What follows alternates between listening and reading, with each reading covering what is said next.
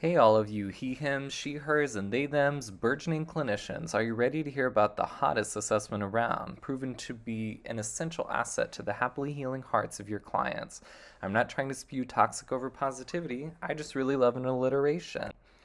Developed by Dr. Raleigh Silver in 1988, the Draw a Story task, otherwise known as the Silver Drawing Task, is an art-based assessment and projective drawing technique that may be helpful to art therapists in providing early identification of children and adolescents that may be at risk for depression.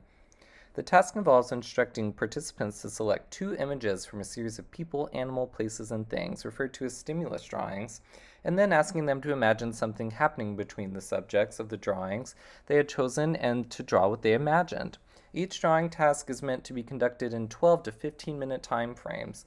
The participants are also asked to add titles or stories to their drawings and to discuss their responses whenever possible, so that the clinician may have a clear understanding of overt and covert meanings. Respondents tend to alter the stimulus drawings in intentional and unintentional ways, such as depicting themselves or others in a disguised form, expressing feelings or anger or fear indirectly, or exploring wish or fantasy fulfillment. The images provided can be derived from magazine clippings, digital imagery with permissions, and or a deck of cards, etc. Clinicians should also be aware of and provide diverse imagery options in regard to multicultural competencies. For example, providing a diverse set of options that aren't whitewashed or Eurocentric. This includes the selection of animals, places, and things. When using digital media, one shouldn't assume the client's understanding of or familiarity with digital content relating to a client's socioeconomic status and available resources. Media choice should be appropriate for the child's developmental needs. Perhaps considering their ETC placement, considering the assessment is intended to test for depression, including aggression, the clinician should provide creative media that won't be intentionally inflammatory to the task. When pre-selecting imagery to provide clients, professionals should use a trauma-informed approach that is sensitive to the nature of the prompt. That is, clinicians should be aware that much of the research data suggests that clients have a statistically very high chance to create heavily empathic imagery and are likely to create imagery in which they identify with. It is intended to be self-image based and assessed for emotional content. Researchers score the drawing responses for emotional content and self-image on two scales that range from strongly negative, such as drawings about suicide or homicide, 1 point, to strongly positive, such as those that depict loving relationships or achieving success, 5 points.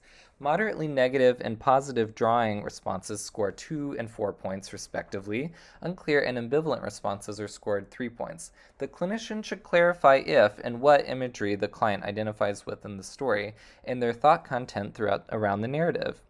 In the artwork, the formal elements of the drawings should be examined, including utilization of space, size, and placement of figures, use of color, mood, and assessed for cognitive defenses. This assessment is intended to be used as an assessment for children and adolescents when looking at depressive tendencies, aggression, and suicidality. Dr. Silver suggests that individuals in this age range are less likely to stifle their aggressive response versus adult, whom the measure might be contraindicated for. Though adult and older adult studies have also been shown that modified versions of the Draw a Story prompt can have a therapeutic application beyond assessment. It holds great substrate for facilitating creative expression.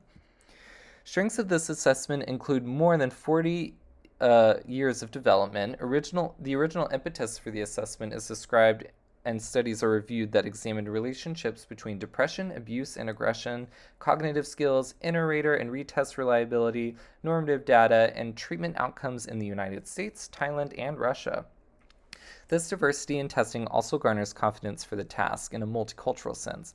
Findings from these studies suggest that drawing responses that are strongly negative, those receiving a score of 1 out of a total possible of 5 points, on both the emotional content and self-image scales can provide early identification for children and adolescents who may be at risk for depression.